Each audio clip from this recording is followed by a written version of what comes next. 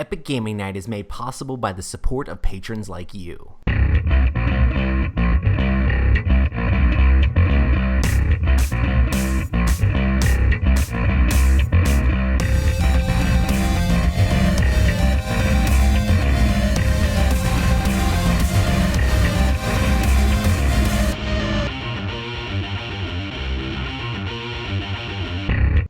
Welcome to the Epic Gaming Night podcast, a podcast about the stories and relationships board games create. I'm your host, Roy Candy, and with me as always is Matt. Hello. And Rob. Hello. I thought since you were a little late, I'd also No, I was answer. early, so you're supposed to be early. Oh, no, I'm trying to make up for it. Okay, No. try to even it out. I Yeah, got a little try bit to- yeah. excited. I said we were going live a little bit before we were. Hey, and we have a special guest today. Jen, the board game librarian. What's going on? Hey everyone! I get like super frenetic and all hands when I'm excited, so I'm gonna like just punch in Please and do like this the whole time. Just like Vulcan style, or No, I was- Like you're about to go into surgery? okay, all right. Star Trek. No, I was thinking Ricky Bobby. Like I don't know what to do with my hands. yeah. But Vulcan, Vulcan is also good. I know a little bit about the Trek stuff. Not as much on my end. Awesome. Well, You don't know Trek stuff? I know some Trek stuff, but I'm not as hardcore. I'm more like next generation kind of girl. Okay. there you go. Okay. Yeah. Awesome. Well, Jen's been doing Favorite Game Friday with me since like forever, super old school. But if people don't know who you are, Jen, can you tell us a little bit about yourself? I am a actual librarian. I've never actually said that out loud, too. I don't know if people think I'm just like, hey, I'm calling myself a librarian, but I am a for real librarian in Connecticut. I love to game, and I'm on Favorite Game Friday and the Dice Towers Board Game Breakfast with my segment From the Page to the Table, where we talk books and board games. And I maybe just... people get bored to tears. I don't know. They could, yeah. No. I don't know. No. Well, you've listened to our show because you said a couple of things to us before the show, so I know you're a fan. If they're not bored with us, you're fine. Like if they're here, you're fine. Well, You she actually only reads the can make it better. prologue to the book each We're time. No, so low, Jen. We are so low. Nah. Now like you guys Han are Solo? So Ben low. Solo. What? Man, I hope they really come out with a TV series on Disney Plus. I'm excited for that, November 12th. Anyway, I'm holding on to Clone Wars, like, just waiting for it with bated breath. well, Any- they've already announced a couple stuff. In fact, The Mandalorian is coming out this year, which is one of their big launch ones with Okay. Disney. So I'm excited for that. It's like a bounty hunter, Boba Fett type of a thing. But now they're doing Marvel stuff like crazy after Endgame has ended, and we'll see. Anyway, board Yeah. games. Board games. Board games. Awesome. Been Well, a we're going fan- to talk to Jen about all sorts of book-related board game things and getting board games into libraries. But we want to start a little bit about what we've been playing, as we do on most of our episodes. So, hey, Jen, have you been playing any exciting games recently? I have. I've been talking with you more particularly about what I've been playing, and it's the new Lord of the Rings, Journeys in Middle Earth. I don't think I'm as far as you are, Roy. I don't know if Rob and Matt, you guys have been playing it yet. My copy has not come in yet. Did you actually order one, Rob? No, but it's in the cart though. You're just about to Progress. press that button. I went on like a Progress. tirade last week on the episode just talking all about how much I've like loved this game so far. And I actually painted up my Legolas and Gimli guys. And I'm excited to play with them because I've been running through the game with the two guys counting heads basically. Nice. Yeah. Yeah, we were playing. My husband's playing Legolas, and I'm playing the other elf lady, and I'm not sure that's a really great combination so far. Which so one we'll is it? see. The musician one or the Pathfinder one? Yeah, the bard one. Oh, gotcha. Yeah, she's like not really agile and useless in battle, but she can play lovely tunes.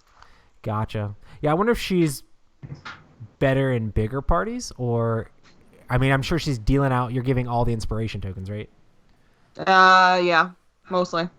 So is she there to like encourage everybody, like do It's this like a like more rock support ballad sort of thing. type of a thing? She's just like your cheerleader, your Like, Middle don't Earth suck, or cheerleader. I'll sing about it. And Yeah. nobody wants a song about them where No. like they did something bad. No. One of the cool Okay. things about the game is that you can pick your class. So it's like, hey, in between scenarios, you can be like, I'm tired of being a musician. I want to be a hunter and deal damage now. And you can just switch that up, you know? We haven't gotten to that point yet. We're only a couple scenes in, and the first time I just totally died. I just like totally died. I had no final stand. It was just wah, wah, wah. Oh, you like failed on the first final stand or whatever you tried? Yeah. Wow, that's rough. I feel like it's not setting a good tone for how we're gonna go forward. But the cool thing is, bad. like, in between each one, you can switch out your stuff. And when you fail in the game still goes on, which is kind of interesting and cool. Like, you don't stop the scenario. You don't have to replay the scenario if you fail. It just branches Yeah. the campaign in a different direction sometimes, you know? Which is kind of interesting. Yeah. I'm loving it so far. I love I love everything about it so far. We're big Mansions of Madness fans too, so it's been fun playing it and seeing how they're making it different in good ways. Getting Yeah, to what is our- books, how does the game make you feel about, like, the actual setting and the IP of Lord of the Rings? Does it feel Lord of the Rings-ish to you? So this is my confession, and Roy knows of my deep love of War of the Ring. It's my favorite game of all time. You haven't read the books? I've read Fellowship of the Rings. Are you allowed to be a librarian if you haven't read Lord of the Rings? I'm pretty sure they're going to take away your librarian card. Like your You're just library gonna, card. They're going to take it away. Oh, boom. Yeah, it just hasn't happened. And my husband is such a huge Lord of the Rings nut. Has you read them? He's rubbed off Oh on gosh. you. Oh yeah, he's just all of it. He really into the lore, and the book that he has written is like high fantasy too, Yeah. in style of Tolkien. So he's totally into it, and I'm like taking like very small steps. Mhm. Yeah, because I know it's terrible. I'm sorry. I'm sorry. Wow. That's still cool though. You know. But hey, at least you're willing to put up with the Lord of the Rings shenanigans from him. Hey, but you play the game, and that's what matters. Oh yeah, and that's a beast too. So Yeah. yeah. Yeah, between Roy and everybody else posting their pictures and him painting his characters, it makes me want to get it. But I want to just been play so and busy. finish up the campaign, but I'm trying to pace myself. Like, I was like, because I've been playing it solo, so I was just like play, and I'm like, hold on, I don't want to like play through the entire thing too fast, so I'm trying to pace myself a little bit. But Yeah. that's good stuff. that is good stuff. What is everyone else playing? I have been playing this really great game. My wife and I, we've really enjoyed it, and it's called How to Manage a Real Estate Company. And what you do is you have these different assets, and you are it's a worker placement game. And You place the different agents at the different houses to show them off. you get certain cubes, and some of those cubes, they can start off as like a gold, right? And you think that cube is going to make you a lot of money, but if you place it in the wrong house and at the wrong time of the day, and if the moon is at a certain angle, that cube becomes a werewolf and everybody dies. And so you I'd got play that game, honestly. Yeah. And then there's other cubes that, they don't look so great. There's some cubes just like little brown dropping cubes, and you think, nothing's really going to happen. But you accidentally trip and spill water on it, and next thing you know, it's a seed, and it's starting to, grow and nourish and flourish into all these things. And now it's a beautiful tree, and it's a cute little money tree. And so my wife and I, we've really enjoyed it. I've been doing more of the poop seedlings recently, just like trying to get stuff taken care of and going. And she's been doing a lot of our paperwork Junior, you're management totally and really lost. helping us with the clues and the puzzles and He's stuff like talking that. about work. So I'm still in the prime season. I even wanted to go to International Tabletop Day. I was excited to go. Oh, and you couldn't make it and happen? I didn't get to go. Rough. And I was even going to try to sneak away I know Matt was going to try to have some stuff over. Couldn't get away to that. But hey, did he let you know about that, right? He did let me know. He let me know about it beforehand, but it just, in fact, it didn't work out for him either. But I will tell you this: so I'm a level 189 dungeon realtor, and bro, I had to cast some spells over the weekend that would have blown your minds. You got to use the charm spell. Well, so here's the Finn's thing. like, why am I on this podcast with these nerds? I've used Oh, all charm. you're speaking my talk. Oh yeah. I've used all of my charm. I even took out some charm necklaces, and they were ripped away from us. So now I'm just down to like brute force, like ogre with club. Buy, no, okay. Move, next, buy, no, okay. But so far it's going really good. So far it's going really good. Just busy. And then I've got an expansion to the game is called 1 Year Old Monster, and Everyone's favorite Hava game. right, 1 Year Old Monster, and she's and it was weird too. Like, why would Haba be partnering with this big, Asmodee company for the real estate game? But she's just been. How long is this gonna go on? Come on, Rob. I'll you tell me when to stop. I'll stop. But I can keep going. I was like, I can fill an In hour. scene. And see. So I just realized that I was going to go on BGG, and I totally just went, oh my god, it's been a really long day, and this is not a real game you're talking about.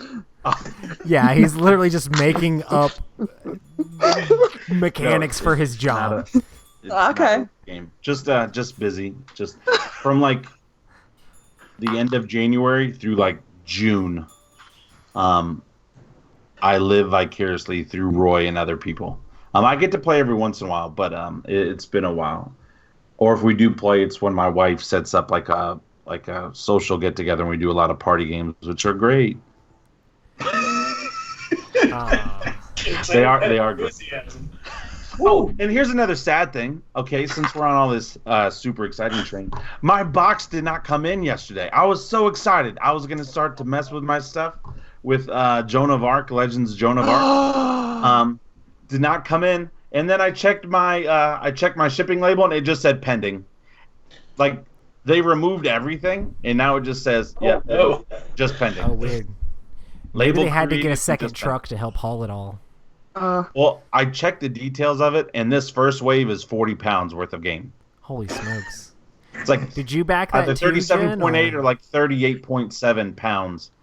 So I got to hang out with Az, I'm not sure how he's saying his name there, at Gen Con last year, and he was like the coolest dude ever. I love him. Oh, yeah, because he was And- right across from Plan B. Right? He was, and it was like a hey, and like he just took like all the time in the world to sit down and talk, and at the end of the thing, he was like, "I will totally send you Joan of Arc," and I was like, "You've got to be kidding me!" Like, No. I'm sorry. You got it already? No, I haven't gotten it yet. I'll try to hide that when I friended you on Facebook, so I'll like hide that post from you, Rob. I won't show it. I ordered everything Next level except friendship for their is when you try to make sure your friends don't get upset by hiding the post so they don't see it. Just don't look on Instagram. But I'm super stoked for it to come in. We've gotten into mini games a lot more recently, Okay. and I'm totally digging the theme. Love now, are it. you just getting the base box, or are you getting any of the expansions or anything like that? Base box, which is Base box. fine. Yeah, it's like I need one less rabbit hole in my life. I mean, just one less. See, I'm But- getting multiple waves, and this first wave is the base box, the Kickstarter exclusives, the devil Okay. figure, and then the dragon figure, which the dragon comes with a snare. It's over a meter long or wide, his wingspan. And so I'm very excited for all this.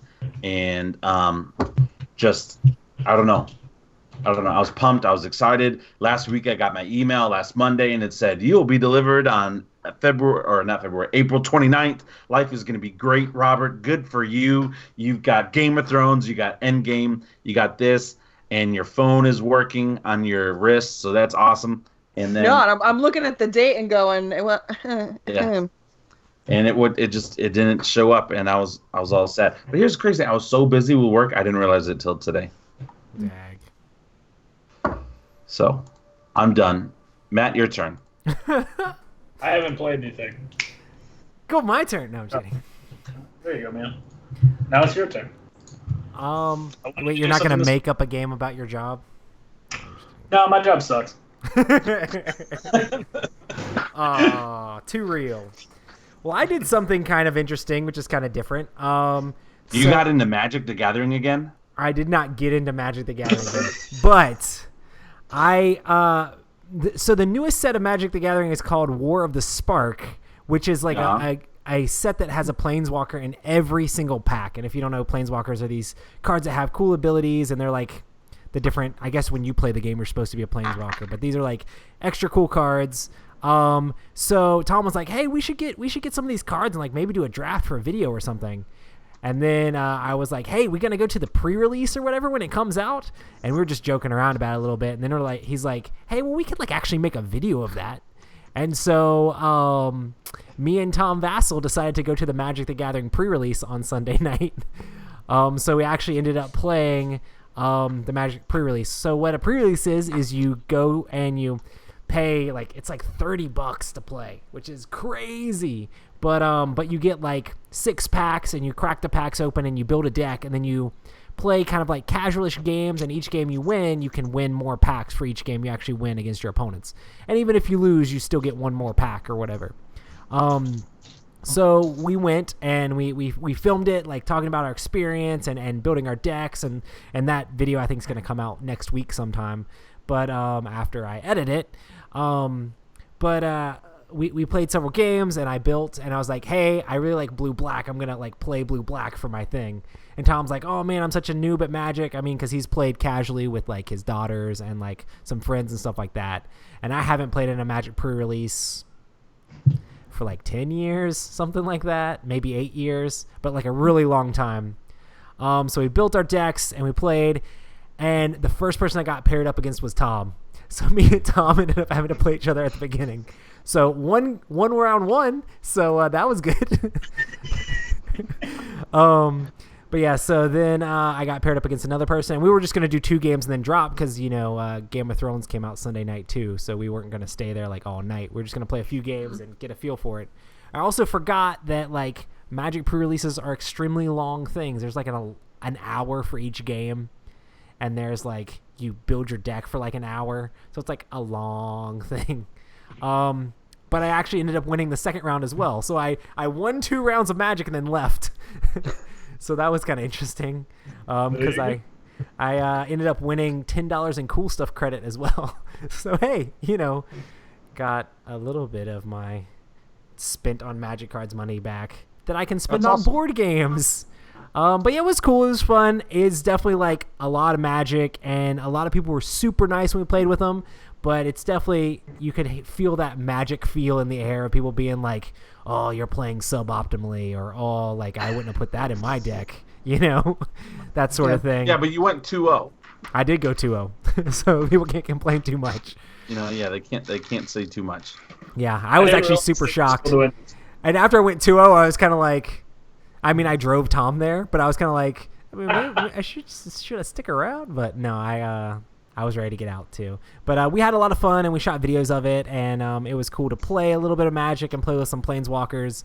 But I'm definitely firmly in the I don't need to play Magic for a while camp, Really? That was your fix and you're good? I mean, I liked it, but and I liked the gameplay, but that whole mana thing, it still happened. Like there was a game where Tom just got too much mana, and like that was the reason he lost. And a game that I lost because I had to mulligan and then just got bad cards on the mulligan. Then I wasn't going to mulligan again. It's random sometimes. And I don't mind random, but it's just sometimes you just lose just cause, That's the way Magic is. You just lose just cause. But I liked it. So yeah. Have you ever played Magic, Jen? I have not. Run far away. Yeah. I don't encourage it. Yeah, before we got married, there would be Thursday Night Magic here at our condo. But our board game collection was actually started from my husband selling his Magic collection. That's basically how I got into board games as well. Yeah. Yeah. And some of the things have remained. Twilight Struggle. Or like That's the very probably first games, that you sold off and he got. yeah. That's TI3, but it was like we literally never played our copy of TI3. So Aw. It's hard. It's hard to it get. was so hard. Yeah. But yeah, no, he played. He doesn't anymore. It's Awesome. cool. Well, I'm proud of him. Let him know after the show that we're proud of him for not playing Magic anymore. Yeah, I mean, we got so many other things that we're into. It's like, again, how many more rabbit holes do you need to fall down with the collectible card games and the mini games and the? Did you ever play Ashes? Oh, yes. Did you see the announcement? Yes. Broke my heart. It did because we were Stupid. like super passionate about it too. We were only missing like the last couple of Phoenixborn. Yeah. I felt like we were carrying that torch, Yeah. and it never was a thing. It never I ended think up it was taking the off. merger. It was a merger that killed it. Yeah. Because then all of a sudden they had a bunch of stuff that was slated to come out between Gen Con and Christmas, and then there was like 4 or 5 expansions that got pushed back to like January, February the following year. Completely killed it. I feel like that happened a lot. Speaking of Game of Thrones, A Song of Ice and Fire is kind of going through a little bit of a lull right now. And I absolutely hate saying what I'm about to say, but CMON just put all of their distribution through Asmodee. I'm becoming an anarchist when it concerns Asmodee. Like the more I say the name, it's like they're Voldemort. But I'll say it to like say screw you, Voldemort. But they Screw have you, so many Voldemort. games. They have so many companies now. Yeah. But like A Song of Ice and Fire, like there's a lot of people in the chats and other things like that, where especially in Europe, they're getting screwed hardcore right now because their distribution is it's non-existent. They just took everything on, and like everything is months delayed. There are things that are supposed to come out in March that aren't coming out now till May. There's people that put pre-orders and all that stuff. A couple of months is a long time, and that could kill the hype for a game, and that's what people are worried about.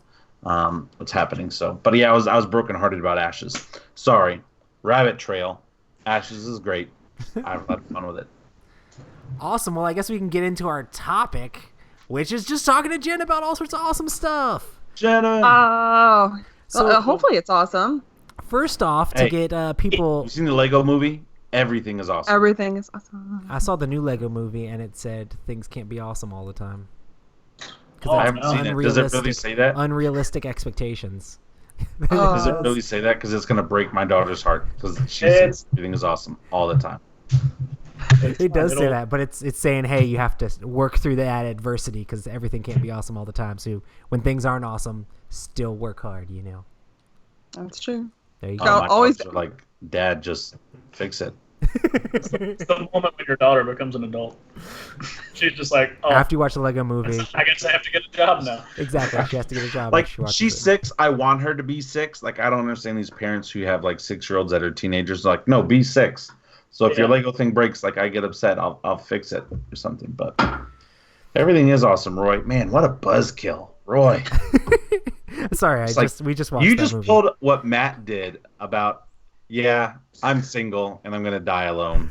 Listen, good to know that even when it's not awesome, you can still overcome. Come on, Rob. You know that's how it is. Awesome. Hey, The ad Jin, day of how this did you get episode. into board gaming? It was my husband. I like that segue. We went from sadness and Debbie Absolutely. Downer to The topic epicness change. of getting into Jen, board gaming. pick us back up. Save us. I'm I'm going to mute myself for a while to keep it good. Oh, that's it was my husband. So, like, I didn't grow up a gamer. I'm an only child, and like, I led a very insular life, an isolated kind of life, where like books were my world. So, not a surprise I became a librarian, right? My mom wasn't into playing games. My dad worked. So when we got together in high school, one of the first things that Matt got me was that Spanish Main collectible ship game. Does anyone remember that? Yeah, I used to play that back in the day. Yes. So I have like a hat box somewhere of all these stupid little ships now. Half of them are broken. Yeah. And it was like completely unplayable with the rules, but we just had a blast just putting the ships together. So the first Christmas we were married, my mom bought Matt, because he has a master's in Civil War Studies, Battle Cry. Oh, And nice. Battle Cry was my first modern designer board game. And, you know, so I come from like playing American Girl, the board game, to Battle Cry. And it's like, you want me to what? And he still makes fun of me to this day, and I've stopped doing it since then. But I would just pick up the armies as like a clump and clump them back down. He would just be dying on the inside. I don't do that now. I don't do that now. So that's how I got into the hobby, and we've been married over 8 years, and it's now gotten to all of this. So The it's real been a blast. question is, do you wreck him in Battle Cry? No, I think so. He was super easy on me, and he would admit this too. The first couple of times we played, because he wanted me to continue to play with him. Yeah. That's how you do it. Oh yeah, but the man has a master's in like military strategy, so my you know what gets kicked literally all the time, and He it's went to fine. college for playing tactical board games. He did. He's pretty good at it too. Yeah, we were playing Memoir a couple of days ago, and I somehow beat him, and I looked at him and I went, what planet are we on? Like, how did this even happen? He Because ripped his diploma in half and said, "This Yeah. is garbage. yeah, I defeated you." so it's all of this is all on him, which is good, and it's something we do together too. That's awesome. Yeah. Cool. Yeah. Well, one of the really cool things about a bunch of stuff, because you're known online and Instagram as the board game librarian, is that you've done a lot of work you work at a library, but then you also have done a lot of work in getting board games into libraries. So tell us a little bit about that. It didn't start out as my passion necessarily, but we went to Gen Con in 2015, and we were demoing a War of the Ring for Ares. I said to my boss, hey, look, you know, I really love board games, and I think this is a viable option for our community. Where I live in Connecticut, it's like a board gaming hub, which is pretty awesome.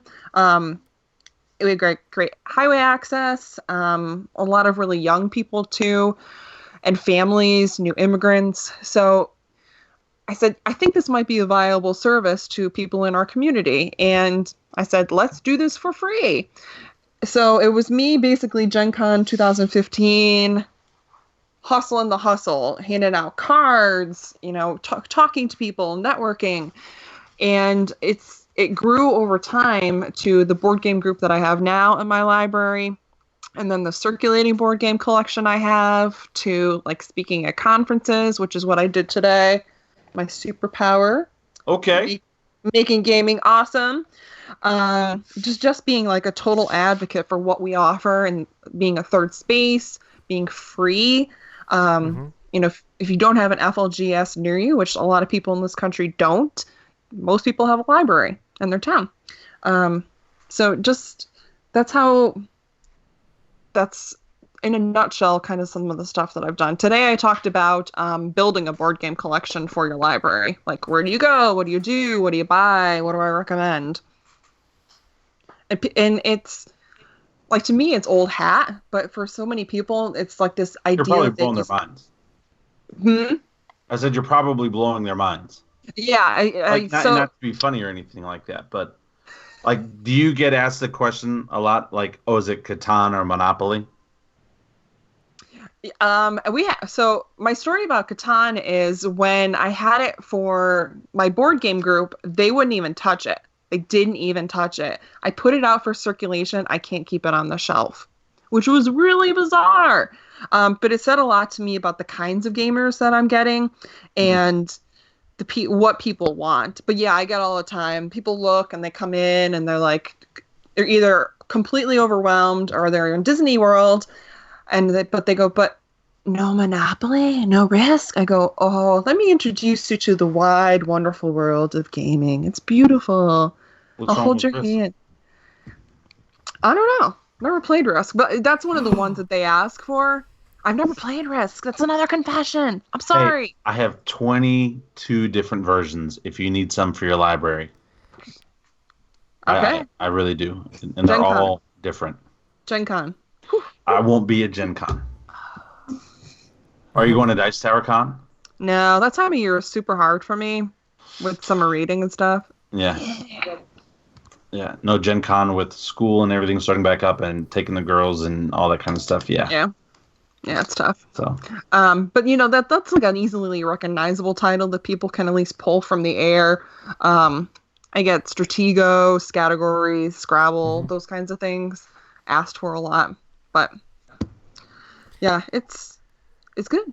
It's kind of Sounds interesting pretty because decent. like there's all these board games that are like the classics or the mass market games that everybody knows, but it's just like these Yep. games were made way back in the day, and I mean, I think old school books hold up better than old school board games, just because books don't have like mechanics; they're just telling a story. Yeah. And I mean, I'm sure there's writers that can be modern writers that can write in cool ways that might be better than older writers, but board game Yes. mechanics have definitely improved over the years. You know, there's lots of ways that board games have gotten better, so it's kind of like, hey, introduce them people who may never have thought about it and only know about the monopolies and risks to all these other interesting games that are just as easy to play, if not easier to play, which is kind of cool. But I Yeah. would. Sorry. No, go ahead. I would say to that, I think one of the things like a stigmatism with people and just society as a whole is books don't necessarily lose its value over time, right? Mhm. It's not like that author is coming out with that new book to replace his previous book type of a thing where Yeah. like a gaming company is always trying to come out with that new game to be able to be competitive. And I think society as a whole values books at a completely different level than they will a Yeah. board game where, you know, something that is super old, you just kind of give it the respect that it's earned. Like, okay, we don't talk like this nowadays and the world's not like this nowadays, but man, how great for its time. Man, how awesome for this type of a thing. Where board games, it's like, you know, a new app. Like you got about 15 minutes worth of fame, make your money, and then work on the next one or, you know, go get a regular job. Yeah. Well, it's absolutely true, though. It's been interesting seeing how they've been checked out and people are treating them too, because there are board games that I have and like Commands and Colors, Ancients, that's more expensive than like any book that we have in our library. Mm-hmm. So I think people are seeing the value in them too and keeping them really well. But yeah, I mean, in terms of them being replaced by the next big thing, that's, yeah. Authors aren't necessarily doing that. So do you guys go through when like games are returned and like audit like component pieces and check and see if things are missing? And do you have, I know at the Dice Tower, we have the Dice Tower library and Tom has these just like drawers and drawers and drawers of components. So if a cube is missing, we need a red cube. We can get a red cube and put it in the box. Do you guys have to do a lot of that in your library as well? Yeah, so I have minions who do that for me now, which is wonderful. I don't have to really do that anymore, but thank goodness for them. And it's a beast. Like I have over 250 board games in my library, which is completely bonkers to think about. But when they get checked in, people count them. And there's a list, like an itemized list on the inside of the box cover of what is exactly in there in plain English. Like, I don't expect some of my staff to know what a meeple is, because they're going to look at me like, you cray, Jen, you so cray. They will. They'll be like, they'll be at my door all the time going, what is a chit? What is this? What do you mean by first player token? Like, we know that stuff, but they don't. Yeah, so when stuff goes missing, people generally find it because I think happy thoughts and it happens a lot of times, but some people don't. And we're finding that actually to be a bigger problem with our children's games, which just launched a couple of months ago, that we're missing more children's pieces than we are from like adult and teen. And I get it. But yeah, and so when stuff goes missing and I can't replace it or they can't find it, I go back to the publishers. Right. And they're pretty cool about sending stuff out. Except for one who shall not be named.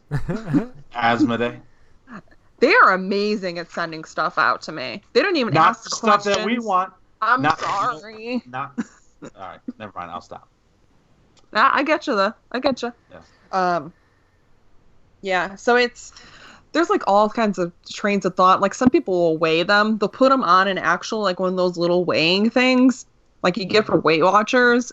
And I'm going, no, because you guys know one piece is missing from it, and it's an essential piece. What are you gonna do?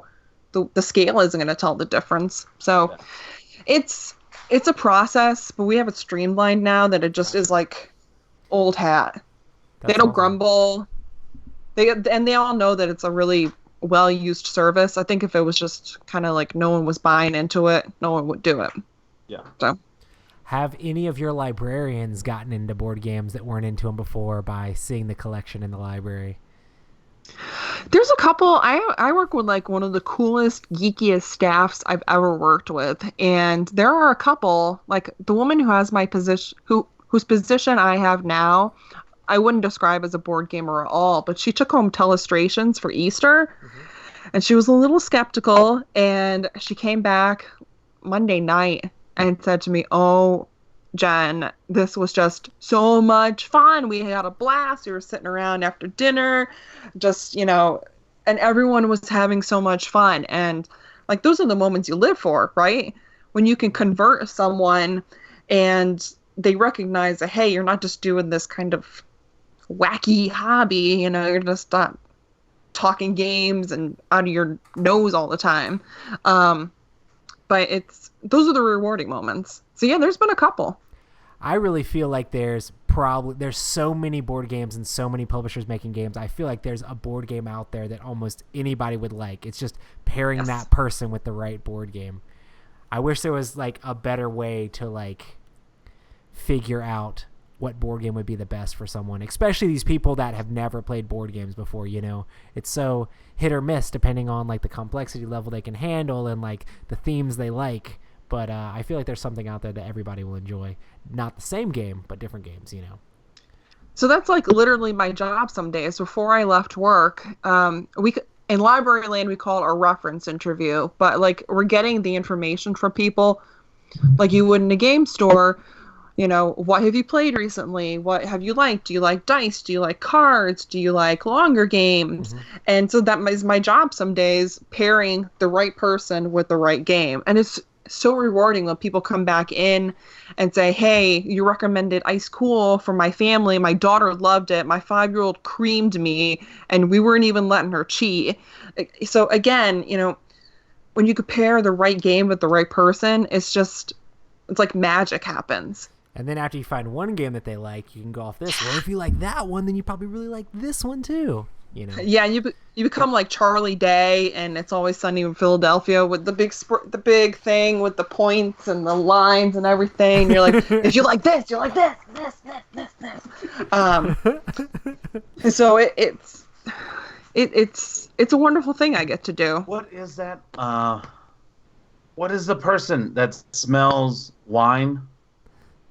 A connoisseur. A sommelier.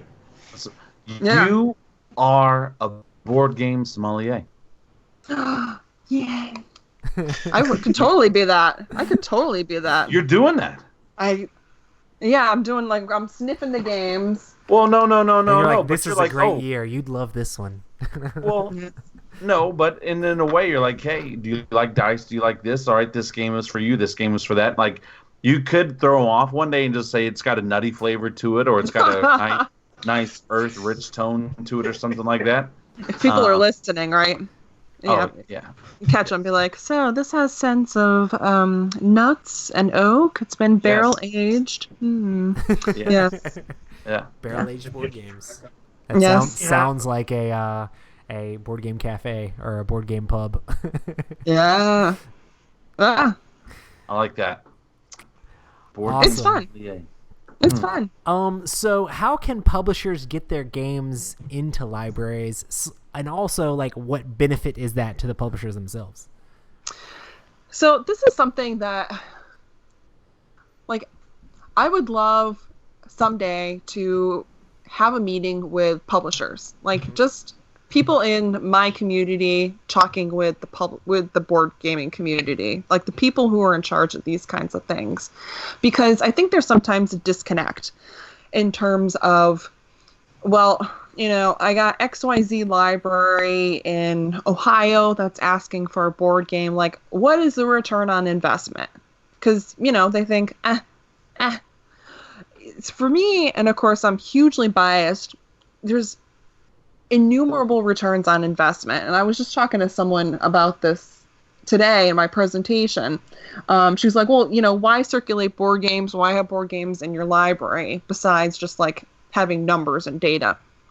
And I said, well, we're acting as a third space again. We are a public entity where literally anyone can come in our doors. You can be anyone off the streets. You don't have to be a gamer. You don't have to be... You can be yourself. You come in, you take a game off the shelf, you check it out, you take it home, you play it with your friends, you come into a board game group where we are offering the service for free. And, the number of times I've had someone say to me, well, I checked out this game and we played it 10 times before we had to bring it home, and we went out and bought it. I can't even count on like two hands. It's so many times, because the opportunity for people to try before they buy is super important. With so many options out there, 106,000 board games on board BGG, it's overwhelming. And people don't always have the money too. Like, this is our hobby and our passion, but it's expensive. It's expensive. And I work in a community that is very diverse, is economically very diverse too. So, when you're struggling to put food on the table for your family, or thinking about, can I put gas into my car to get my kids to school or so I can get to work, you're not thinking about, the latest and the greatest game, but you recognize the importance of gamification in your child's life or in your family life, and you can come to the library and take it home for free. I mean, I'm a free pusher. I'm all about the free stuff. So that's like something I feel like publishers miss sometimes. I had one publisher one time basically say that to me. There's no return on investment. And I was kind of like, okay. Like, I'm not going to change your perception on that, because if that's what you're thinking, then... even just getting your company's brand name out there, it's like, oh, yeah, look, this company made this game. What other games has this company made? And just bringing in random people into the hobby that have never thought about being part of the board game hobby. Board games are really interesting. I think one of the main reasons board games have been doing so good is because people who enjoy board games want more people to play board games with them. So they rent the board game from a library, they buy a game, and then they show it to their friends. And then their friends get to see the board game, and then they're excited about board games, and then they get a game, and then they show it to their friends because they need more people to share the board game with. So it just keeps growing because everybody wants to gather around a table and have more people to play a game with. So I think it's really cool that you provide a extremely low barrier to entry to actually get people excited about the hobby. Yeah, Ellen Kirby had asked, I think on maybe it was one of the Dice Tower Facebook group, about like how many people you've brought into gaming. And I wasn't bragging or anything, and I was like, possibly hundreds. Yeah. Just because, and I say this to publishers and I say this to people in the community too, like when you go to an FLGS, you're preaching to the choir. Right. You come into a library, I have no choir. Like, I'm the soloist and the conductor and the orchestrator over here. And we are building the herd every single day. We're bringing more people into the fold. We're talking about, how amazing they are, breaking down barriers too. And people have weird perceptions about what we're playing, right? They always think it's some weird whatever. Right. So it's a lot of talking to people, and again just being where they're at, meeting their expectations, and making them feel confident when they go home with a game in their hand that they can actually play it. Yeah. I recommend. Do you find sometimes that it's maybe even a harder sale because Man, please excuse me. It hasn't been a year yet, but it's almost been a year since I've been in the library. But from my experience in the libraries, because there are no gaming around here, you have your books primarily, and then you've got your movies and video games and other stuff like that. So, do you find it when you are trying to push the games? Is it kind of taking people by surprise that one, the library is even offering a board game type of a thing, and then two, are you finding a lot more resistance where it's like that barrier of like, I'm not here for this type of product, I'm not here for this type of stimulation, story stimulation type of a thing. So, what kind of challenges, or are you facing a lot of challenges with that? You see a mom with maybe a couple of teenage boys walks in, like, do you go talk to them, or are you facing So I run challenges after from them? them. So I run after Yeah. them, holding the game, Yeah. go, Stop! Stop! They're teenage boys. please, play this game. So it's been interesting. Like, I have a super supportive boss. He's like a wonderful mentor, and any idea that I've had in terms of this, he's just let me fly with it, which is amazing. He's really a big fan of promoting and working with female librarians too, and really helping us rise the ranks. But it's funny because there had been an article in the Hartford Courant back when my library's board game collection had launched, and of course you get like the old crabby, grumpy, whatevers. And all the town money and taxpayer dollars going on board games. What's next? Are we going to be doing? That's exactly how they sound. Very good. Yeah, and some of them do really. And what can you say to those people? Because even when you say to them, "Hey, look, homie, out of these 250 board games, like 200 of them we didn't buy. We got brand new from the publisher, from local designers, from patrons who donated stuff from their collection, and from gift money. Like, so little taxpayer dollar was spent on this." But they're like the naysayers, and There's always going to be a naysayer. Yeah, and they're cool. They can be off on their own. They're living in La La Land anyway. But like, when people actually come in, they still, even though we've had this service a year and a half, people still come in and go, "Wow, you have board games in here?" And people get really excited. Like, my gamery people, they're just like grabbing stuff off the shelf and walking out with a pile this big. It just warms my heart because, What's the checkout limit? I have as many as you can carry limit. What? So if you Girl. Dude, I would go to the library every day. Like, that would be awesome. You want to bring a U-Haul and take all them home, I will be so happy. Like, I don't care. As long as you bring them back, who cares? Yeah. How long are the games allowed to be checked out for? 3 weeks. And they're only Wow. 15 cents a day if you're late. Like, come on. It's so cheap. You got to take it for free. 3 weeks. We've got a great question in the chat. Did bringing board games into the library increase foot traffic to your library? Ooh. Like, have you noticed people have come back because maybe they saw it once and now they're coming back for the board games? Yeah. Hey, Leanne. Thanks for the question. That's a super awesome question. I love it. Yeah, absolutely. So Connecticut's super small. It's not like Florida or where are you again from? Rob and Matt, where are you guys from? North Carolina. I've lived in Connecticut. It was a short period of my life, but I'm originally from up north.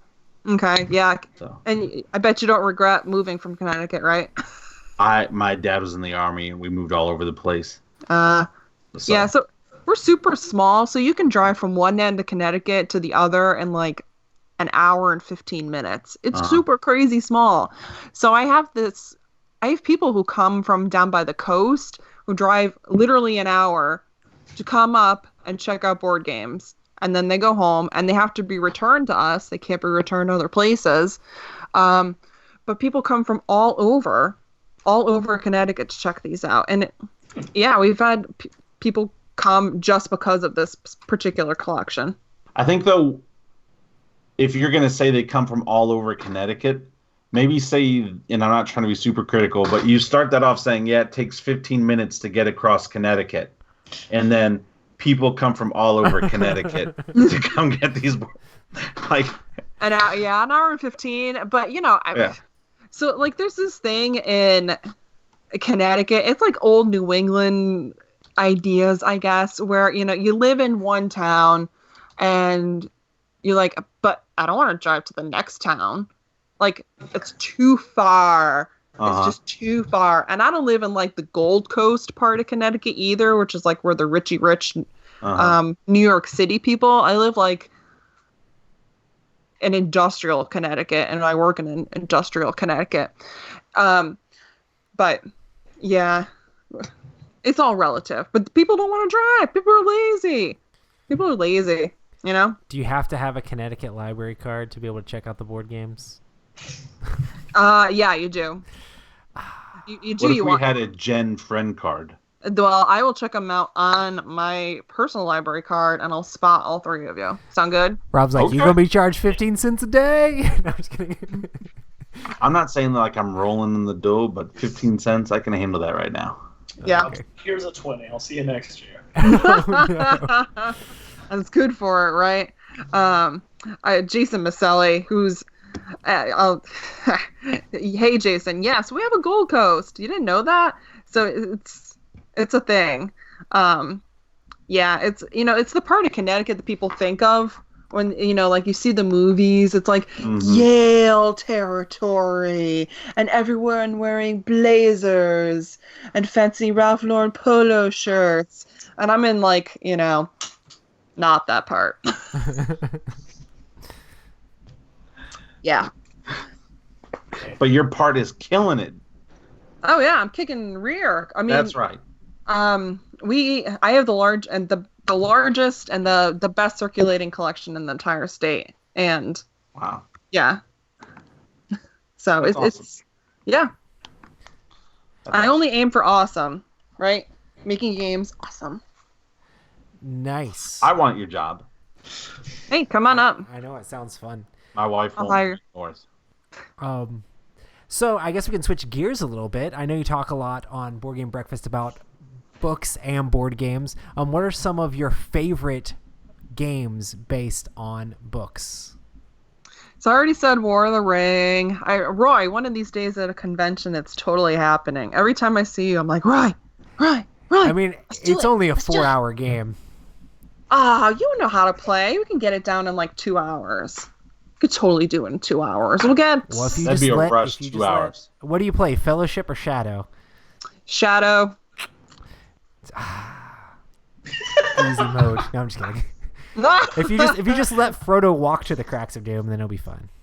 Yeah, just You finish it up Yeah. real quick. Don't ends even up search. happening Put anyway. 0 eyeballs in the little thing to search for him. It'll be fine. Don't worry about it. nah, just let him wander on by. My husband he's done this one time where the Fellowship has won by a military victory with the 4 points. Wow, that's Like hard. you come in from either side of Rivendell, I think, and take over Rivendell and Lothlorien, maybe. With and none then of you're the done. expansions. Yeah. Wow. Yeah. I can This see has it been, made like, with some of the super expansions where aggressive. you have like ints crushing things, but without the expansions, it's pretty rough. I did it once against my uncle, but he for some reason like took all of his guys out of strongholds and ran them across the fields, and I'm like, well, I guess I just take these strongholds now for free. Yeah, that was probably a bad idea. So I don't know if anyone has played The Reckoners yet. I've heard great things about it, but I have not played. Yeah, Mark Street talks about that a lot. He said that was one of his favorite games for last year, and also Tom said that too. Yeah, I But heard I the have not production read that value is book really great. So I hadn't read the book series yet, and like this is a rare moment for me and what I do for that, to have played the game and to immediately have been like, I gotta read the books now. So it's usually I've read the book first and I find the board game, but I had the board game and I had to read the book. I love The Reckoners. It's one of the last times in the last year where we've played it 3 times in a row. It's just so addicting. I love it. Scarlet Pimpernel. Oh, Leon. Oh, Leon. Oh boy, I'm gonna do What? it on I'm gonna do it on breakfast in a couple of weeks. Um, I'm. Are you, Leon? Are you playing with two people or more than two people? Because it's a snooze fest with two people. Like it's just. Well, he's really enjoying it, but he just got it. I can read the words. So like, oh gosh, what else? Based on a board game, I like The Godfather a lot. I love The Godfather. Really? Yeah. I like the first handful of times I played it, but then I was like, you know what? I'd rather play Champions of Midgard if I'm going to do a worker placement and people are going to get killed. Okay. Like I don't know, Champions for me has been hard to replace. Like so, but The Godfather, yeah, I mean it's a good game. Is that based off of a book? Yeah, it's based off Mario Puzo. Yeah. Yeah, that's like a little known fact that the Godfather movies are based off books. Nice. The book is just as good as the movie. Okay. I promise. It's like a mafia melodrama soap opera. Yeah, and my husband Like the my husband is Sicilian, and has mafia connections in his family's past, so that's why like The Godfather just speaks to him. He gets I'm really not into character. Italian, but That's awesome. yeah. He does. Yeah, so how about you guys? I know Rob's. You know my what? Dun, dun, Favorite dun, dun, book to dun, movie? dun, dun, dun, dun, dun, dun, dun, dun. Based off of a book. Game of Thrones. No, it's I like it, but I agree with what Jordan also said in the chat. I wish they would update it. I wish they would like make it more than what it is. I feel like that was maybe one of Christian Peterson's things, and then they got the Star Wars license, and Star Wars really started to take off, and so they just kind of dropped Game of Thrones, the board game per se. And now that he's gone, they gave us this one expansion 10 years too late. I think he made the new expansion though. I think he worked on that, and that was one of his last projects. Right. Yeah. Yeah. But do you realize the second edition is almost 10 years old? Yeah. I mean, it came out before the show came out. Yeah. Yeah. It was 2008, wasn't it? So it's 11 years old. Ooh. And they just now dropped their first actual physical expansion. They have like 2 little card decks, but all it did. Are you trying to say it's not a good game, Rob? It is a good game, but I think that it could be so much of a better game if they had were. It's not like the books where the books are just classic. But I still love the game. Yeah, I mean, I guess if I had to choose one, it is one of my favorite games of all time. So. We sold our copy. What? We did. Yeah. I mean, here's the thing. You got to play with the right people. Yeah, and it was like getting the number of people together is always a problem with us. It's usually just the two of us, and getting 6 people to commit is like. You got to play with at least 5 or 6. You need to be able to play the whole board. But see, like the people that I play with, we're all okay that we yell at each other and get mad at each other. It's like, because it's going to happen in the game, and I won't play with people that won't do that. Like, I won't. So, yeah. Jen, you spoiled my pick because I would pick Dune. I love Dune growing up, and I'm super excited they're going to make a new version of it. I hope that it's like really good quality. I hope so too. I really enjoyed Rex, but it would be cool to have the whole spice must flow memes going again with Dune. So. Yeah, my only concern with that is it's Gale Force 9. And they're kind of hit or miss, right? They can be hit or miss. At least for me, they're hit or miss. Yeah, and I hope they release it in like enough time too, with the expansions and things out. Like, we're still waiting for the Doctor Who expansion with the other Doctors. Yeah, and it's been out almost a year and a half now. That game. That's crazy. That's a pretty good game, though. I like it a lot. Yeah, I've not played it yet, but I know people that have played it and liked it. Here's the other thing: I've never watched an entire episode of Doctor Who, but I'm surrounded by people here who are big Whovians. I feel bad because I went on Flip the Tables podcast, and somebody asked a question about Doctor Who, and I did my joke where I'm like, Doctor Who, more like Doctor Who cares, and then I felt bad immediately after. I'm like, I'm gonna get hate emails. I'm gonna get so many hate emails because that fandom is rabid. They are. They're gonna They go are. in the Tartarus back in time, and kill me in the past before I can even say it. They'll force you to watch Doctor Who episodes. I so you won't watched say a that. few of them, but I think I probably just watched the wrong Doctor or something like that, and it wasn't one of the ones that everybody loves. Speaking of Doctor Who, the Raleigh SuperCon, which recently just changed their name, the 10th Doctor, the bad guy from Jessica Jones season 1, Uh-huh. he will be up. That actually just got announced. Oh, nice. Yeah. I love his real accent. He's Scottish, and it's great. Anyway, Well, he's going to be in North Carolina this summer. What about you, Matt? Do you have a favorite board game based on a book? I was trying to think of one, and I feel like Shadows over Camelot, I guess, loosely. Love Is that Shadows. like King Arthur and Knights of the... Shadows is so good. Shadows is one of those games you should never trade away and never sell No. ever. Never No. even Always want to keep it. trade away Kent Parker. There should be a copy of Shadows over Camelot in every library. Yeah, that was one of my first early games too, and it blew me away. Like I Uh-huh. just loved it so much. It was my first Bruno love.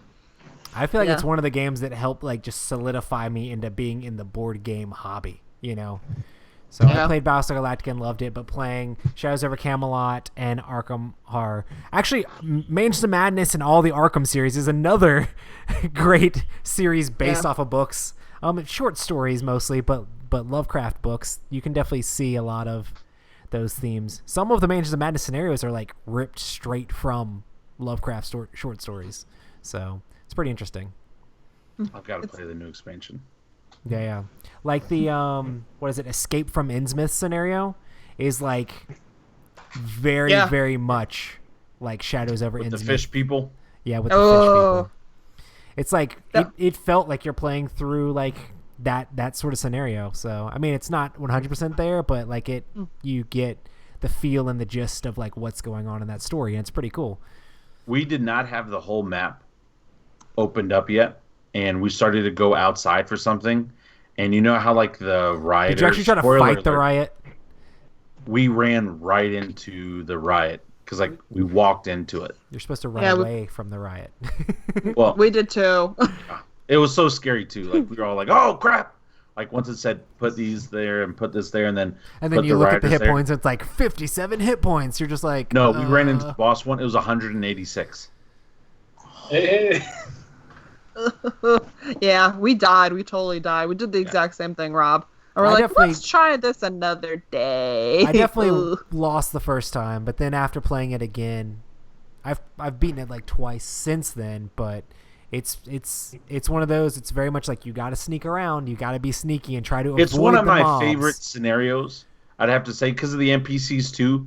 Like Yeah. the NPCs are really cool, Yeah. and like the drunk guy in the dock, and then the person in the hotel, and all the banging. It's like one of those freaky ones, but it's got a really fun and rich story. Like I really enjoy that scenario. And it really gives you the feel, because I mean, I don't think it's that much of a spoiler, but the story is very much like, oh my goodness, you find this town and all the people are like worshiping like fish frog Yeah. things, and like it's so creepy. Oh man, these people are all like half fish.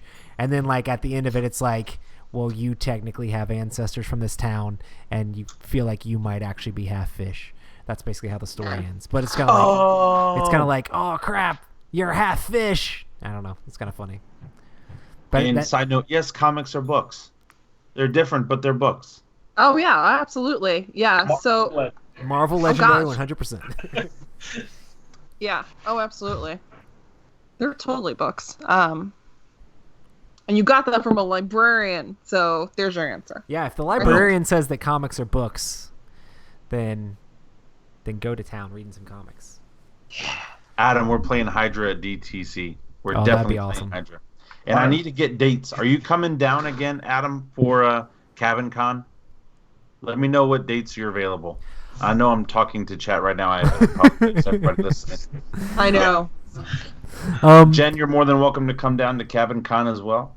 Ooh. It's just literally me and he my uninvited friends me, Jen, so must be nice. No, I'm kidding. I mean, Roy's invited, but I would love to Begrudgingly. show.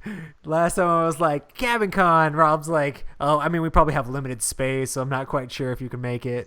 Yeah. Thanks, Rob. We'll So- move heaven and earth for you, Jen. Okay. So, Like so, it. so, Jen, what book would you love to see made into a board game?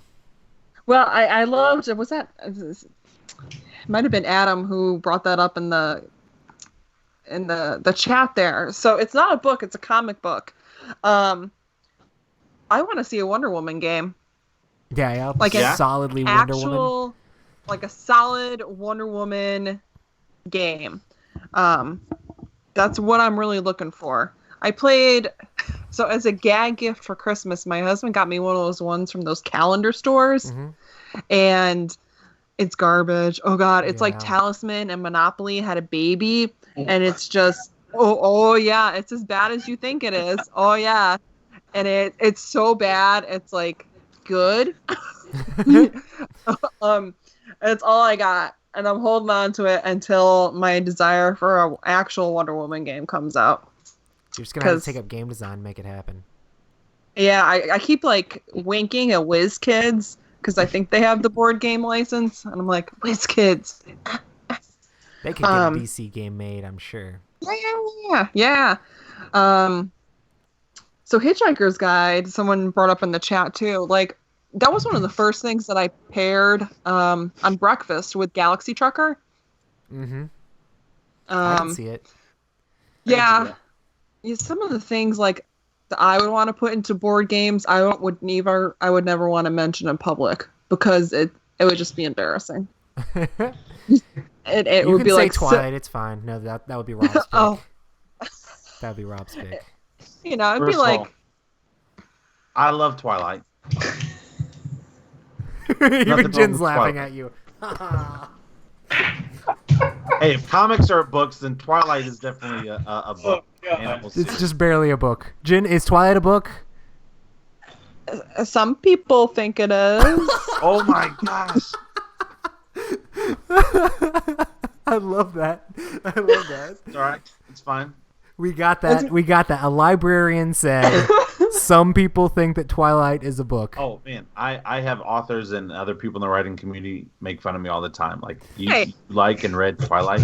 God, Yes, I you did. do you. Hey, if you I like do it, do who me. cares? That's right. I don't care. I'm not reading the stuff. So, no, well, it's like other people who think that a certain very scintillating book series that was made into a scintillating movie series is also books. Yeah. Do you know that series they based on a was specific fan fiction off of Twilight? I do, and it makes me want to gag. It just like. Do you know the movies? And I heard this the other day. I was listening to something. I think it was on NPR, and it was talking about self-publishing and all this other kind of stuff. But the movies for that series is made over $1 billion worldwide. That's unbelievable. I would take that paycheck. I'd be okay with that. Oh yeah. Not to say that that's what she made, but still, when I heard that figure over $1 billion from that series, I'm like, really? Like, really? Because I knew it was like a gag gift, like at first for some people, like when it first came out, but and then a lot of people started to like, especially the first book. But anyway, yeah, she started off with self-publishing, so that gives me hope. Yeah. Like, man, if Stephanie Meyer and this chick and all these people can do it, and here's another awesome book that was self-published that gives me hope, but now it's awesome. The Martian. Oh yeah. Oh, love it. Forgot about that. Rob, my husband self-publishes too, so I have a very soft spot in my heart for self-published authors. I love them. Well, I've got my first self-published novel coming out this fall, and it's a sci-fi-ish, sort of sci-fi book, but it's also sort of fantasy. It's weird. It's all over the spectrum, but I'm excited for it. So Yay. thank you. Yay. So, next question. How can board games encourage reading? So I think that kind of goes hand in hand, especially when you have like really IP or licensed games too, because like the fact for me to say I played the Reckoners and then read the books, I think that right there says a lot of things.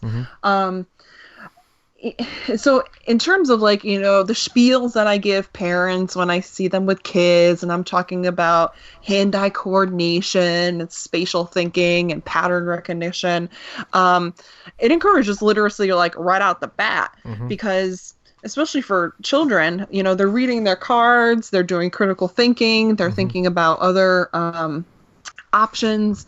Problem-solving skills. Yeah, problem-solving skills. So, you know, if they're playing even something like Colt Express, they might be into the theme and say to mom and dad, hey, I really want to read more about the West, or, you know, what cowboys and cowgirls did back in the Old West.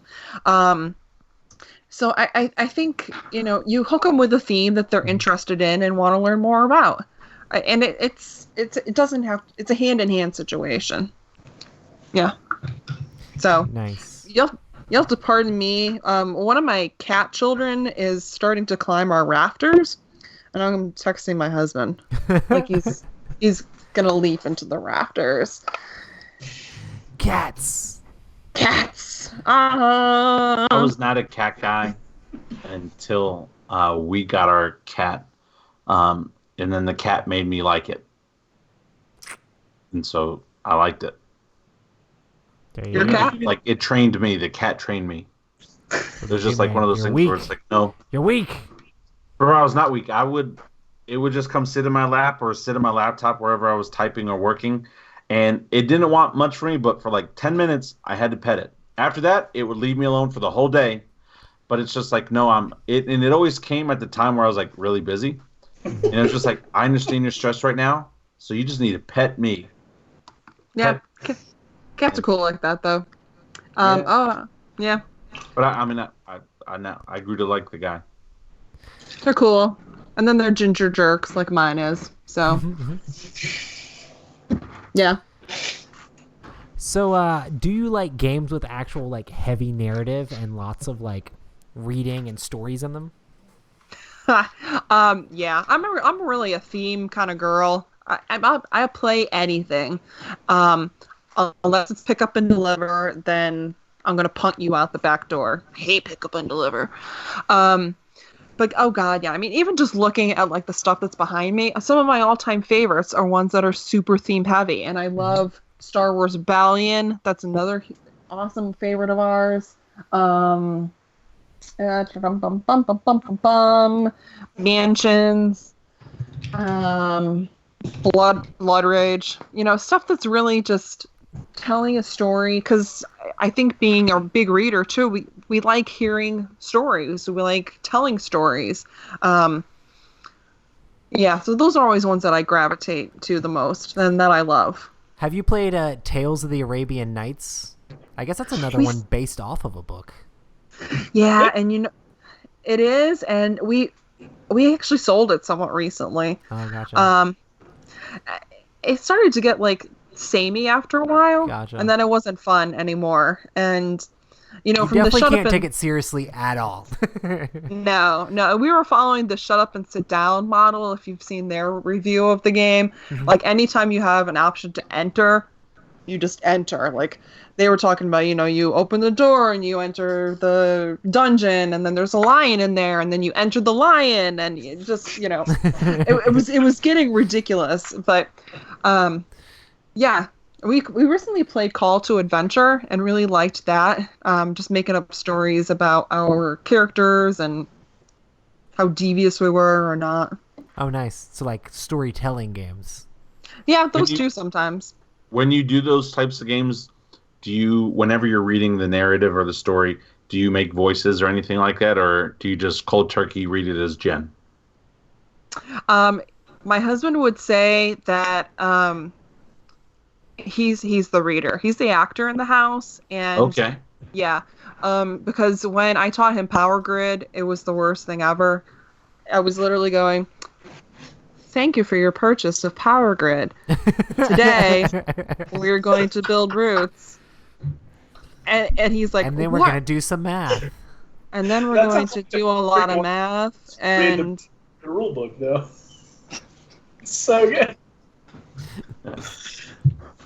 so no, no. I can't help it. I make the voices. I do the silly stuff, and I don't get like upset, but I get disappointed if other people don't do it. Uh, Because I'm like, look, man, if we're gonna play this fantasy world and we're gonna escape for however long we're gonna escape in this realm, let's escape. Let's do it. Like I've tried to get Matt and Roy to do it sometimes as well, and sometimes they get into it, and I'm just like, no. Like the very first time I ever played Tiny Epic Kingdoms, I was this blue fish people, and I sounded like a blue fish person, or at least what I thought a blue fish person would sound like the whole time. And I was with complete strangers. It was the first time, Roy, I ever played with Doug and Trevor. Nice. like Doug and Trevor. No. A buddy of ours that lives Okay. here in town. The first time I'm playing a game with him, and all of a sudden I'm making these voices, and they're like, "Who is this dude? Like, what is going on?" But anyway, That's awesome. Yeah, no, we don't get into it that much in terms Okay. of that always. I don't know. I'm self-conscious maybe. I don't know, it's the inner shy. No, I'm not shy. What am I saying? No. I'm like this. I'm like this in real life all the time. So, yeah. Awesome. Well, Okay. what would you say is your all-time favorite tabletop game? Well, okay, there's only so much War of the Ring love that I can talk about, but If it's your There's a- favorite, like, tell us why or tell us about it, you know. well, so this was like in our early days of playing too. The second edition of it had just recently come out, and my mom got it for my husband for Christmas, and he was so excited, just like so excited. And I wasn't there yet. I call it the zhuzhing effect. You got to start where you are and then move along, and then you're ready for it. And it's a 4.06 weight on BGG. So I went from, like, again, American Girl, the board game, to War of the Ring. And he was super excited about it, and he had me play the Fellowship first, I think. And he just kept saying, and you got to do this to do this, and this to do this. And it was just a nightmare. It was like 4 times he set it up, and I somehow sabotaged it because it was like I'd gotten to home late. It's getting late, and words. Like I gotten home too late from work, or been a crummy day at work, and like it was just wasn't happening. So he had me play the Shadow players, Roy, and like that was a comfortable zone for me. And we've played 20 times maybe, and I've won once, which is like a terrible win to loss ratio. But I don't care. It was almost like that game that I had to want to be better at. It's what I want to be better at every single time I sit down and play. Yeah. And try different things. And the IP sells it too, the artwork, and just the grand scale of it. We don't play it a super lot because it's a beast to set up, and we usually do all of the expansions too. It's definitely one of those games that has those epic finishes, you know. And it does. It totally does. We've come down to the wire too, where it's like either he's going to drop that ring in, or I'm going to murder death all of his people and win from a military victory. And those are like the best games ever, where afterwards you're just and just cheering on the other end going on. But those are experiences that you can't replicate, you know? And just sitting down, the two of us together, playing a game that we both love, trying to beat each other, and then being okay afterwards. So, That is awesome. yeah, it's one of my favorite experiences ever in gaming, playing that with him. Well, sometimes it's not about winning or losing. It's about the journey along the way. It is. Oh, and that's very Middle Earth of you too, Roy. Yep. Very Middle Earth. what is that game over your left shoulder beside Century Spice Road? The big brown box. That one. Carson City?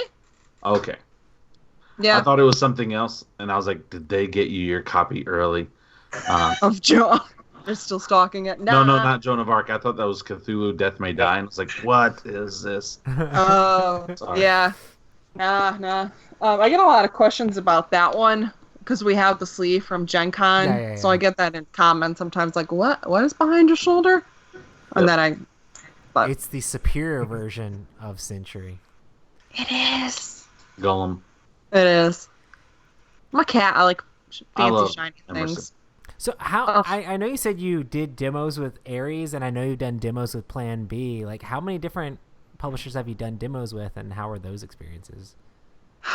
So those are probably the only two on like a gotcha, grand gotcha. scale that I've done. Plan B last year was amazing. It was just an amazing experience. Mike Young You did over at Reef, Plan. right? Yeah, I was a Reef master teacher. I came back and taught it at my library group, and at that point I taught it like 45 times. And some of my people, they like to interrupt me, and I was like, look, I have just taught this game 45 times. Like, it will all be revealed to you, all of your questions. It'll just happen. People like to interrupt.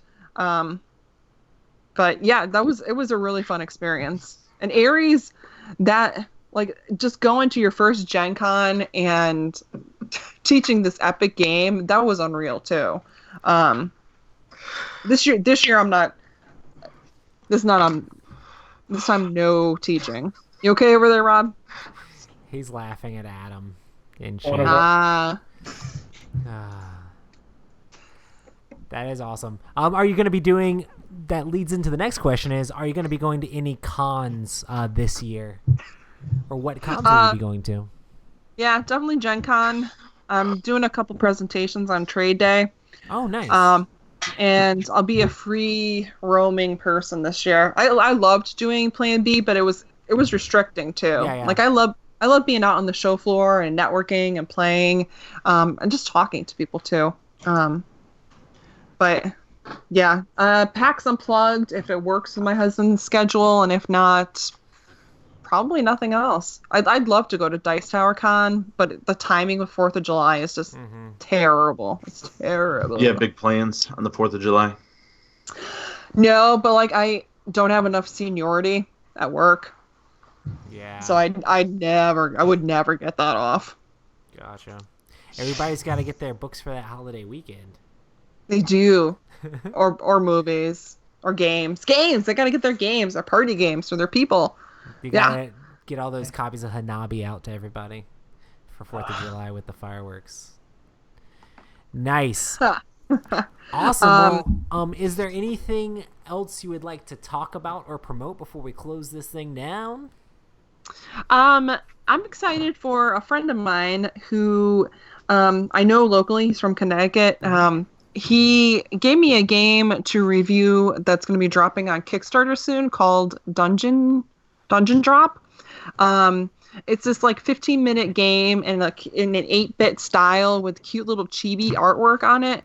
And instead of building your dungeon, you're dropping cubes, and certain cubes will actually make your dungeon. And then you go in and collect stuff from there. So I'm excited for him. It's $15. That's what their price point is going to be. Oh, interesting. Yeah, family friendly, hopefully. So, yay! Nice. That's what I'm excited about. Yeah. Dungeon drop. Dungeon drop. Cool. Are you in the dungeon? Did you drop something? Dungeon drop. Well, awesome. Into Well, character. thanks so much for coming on the show. Is there anywhere where people can find you if they want to find out more about your stuff? My stuff. Instagram is my wheelhouse. It's at boardgame.librarian. I'm also on Twitter, kind of. Twitter's amazing, and shortened it to Board Game Libra 1. So there went that handle. And on the Dice Tower and Favorite Game Friday, Hi. which I love doing. Yeah. That's like my. You've been like one of the super OGs for Favorite Game Friday, so it's definitely been a blast having you on there, and it's always awesome to see everybody there as well. Yeah, I owe a lot to you, Roy, because you like when I emailed you, I was like a nobody. I was like, hey, I'm this librarian that does things, and that was like my first start. Like being on favorite game Friday was such an amazing start, and I loved that community too. So yay. That's really nice. I love the fact that Favorite Game Friday is one of those things that's like so simple and easy to do.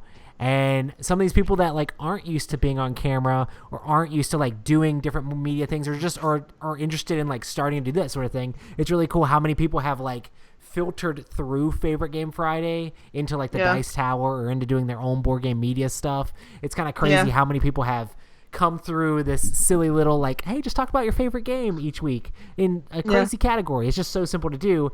And I feel like a lot of people, it helps them like be like, okay, well, I can do the short little video. Well, hey, now I want to do longer things and talk about more things. And they start doing like all sorts of other crazy stuff. And there's been so many awesome people that we've had on the show. It's been really cool to be a part of and help put that together. So thanks so much for contributing. It's been awesome. No, thank you. Thank all of you for having me on too and letting me You were ramble. a lot of fun. Thanks for putting up with us. This was a good show. No, thank you. I am humbled to be amongst your presences. No. So No. Whatever. We don't have this awesome giant library of board games. It's actually like helping share board games with community of people that don't know it. So that's really cool. And I'm excited to see that as it expands and more libraries get on board with making it happen and more publishers get on board with trying to help promote that as well. Yeah. So. Yeah. Thank you. Awesome. Well, thanks so everybody for coming out to the show. We stream these Tuesday nights at 9 p.m. Eastern time at youtube.com/Epic Gaming Night.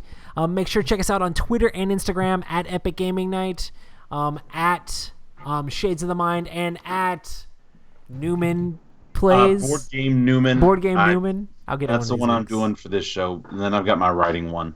But there you go. Also, we want to say thank you so much to all of our amazing patrons for helping support our show and keeping us do this and letting us continue with Epic Gaming Night. And just thank you everybody in chat for coming and hanging out with us. Y'all are the best. Yeah, it was you awesome. are the best. Also, spoilers for Endgame. Oh, yeah, I guess we can talk about whatever now. Hey, this is the end of the podcast, so we'll see everybody next time. Thanks again, Jen, for coming on. Bye. Thank you. Bye. Thanks for having me. Everybody turns into unicorns. Awesome. So Rob wanted to talk about Endgame and Game of Thrones the whole time, and I told him he had to wait till the end after everything was done because we didn't want to run everybody away at first. And Jen hasn't seen either of these things, so I don't know. You should go watch the movie. Come on, Jen. It's fine. I'm gonna finish my chili though. If people don't mind. We're gonna spoil Wonder Woman for you. The show's off. Cool. Oh, the show's off. Yeah. I didn't actually turn it off. Should I turn it off? Oh, is this like the after the show? This is after show, but it's still on technically. But is it recording? It's on YouTube. It doesn't have to be on the audio. What do you think? All right, guys. All right. Well, are there secrets you want to share that only the YouTube viewers can see? I mean, I can stop the stream at any moment now. I have theories on some stuff. Are these like scientific theories? Have they been tested by peers? I don't know if they've been tested. I mean, you're talking about two fantastical universes, and so I don't know if like that would necessarily work. You want to talk about Endgame? Because that's where I have like my biggest theory on a certain character. It is still streaming, Adam. Hey, turn it off if you don't want to hear Rob talk about Endgame. You're scaring me in. All right, Matt. Did you see it, Matt? You didn't see Endgame? No, not yet. Don't even. Right, you can't, Rob. No, you have to see it, Matt. Please, I'll talk about it. No. Yeah. Matt, when are you going? Another time. We'll do it another time then. I don't know. I was gonna go see it this week. Go see it right now. I'll go with you right now. Super. Man, I gotta go to work tomorrow. Maybe Thursday. Just call in sick. Thursday, I saw it back to back. Didn't get out of the theater till after 2:00 and went to work. And I had to get up at 7 to take my daughter to school. Matt, if I can do it, you can do it. What's the old Indian saying? If one man can do it, another man can. Come on. I want to say there were some parts in the movie that were so amazing. Like this is weird to say, but I teared up not because I was sad, but because it was so exciting and awesome that I couldn't hold it in. Rob, you probably know what part I'm talking about. Because there were parts I was sad, and there were other parts where I got hype. I didn't tear up. I was so like the emotion was so strong of how awesome it was. I was like, this is just beautiful. Hey, Matt, have you seen Infinity War? Yeah. All right, I can spoil this for you because it'll make sense to you. The first 3 minutes of the movie, you've seen the trailer for Endgame with Hawkeye and his Don't spoil that. Yeah. Well, the chat knows. That's how the movie starts off, and that's Hawkeye where he's at during Infinity War. Okay, that makes sense. And his entire family is gone. Everybody. Wife and 3 kids. He literally turns around to go get the arrow that his daughter just shot, and then everybody's gone. Like, to me, the movie started off by kicking you in the happy spot, and it just said, "Yep, here we go, Endgame." That's basically what it did. Yeah. I mean, really, that's what it did. It was so amazing because it was just you like, should go watch the movie. Yeah, you should do it. It's good. It's fun. It's so good. There was some stuff I expected to happen, not the way that they did it, and I'm glad that they did it because it was better than what I was thinking. But there was some stuff that completely blew me away that I won't say because I don't want to spoil it for you. But I do have this one theory about this one character, but I can't. I'll save it. We can talk, Rob. It'll be fine. We'll talk later. It'll be fine. Matt, you need to go see Matt, it. just mute yourself. No. We're Matt, good. Oh no, guys! I'm gonna close the stream down now after all these rants. Nick, guys, I tried. You guys are all awesome. Chat's telling Matt to put earplugs in. Okey-doke. We'll see you. Thanks again, Jen. You're the best. We're still gonna be on Skype. You are amazing. Thanks for putting up with us. I don't know why you did awesome.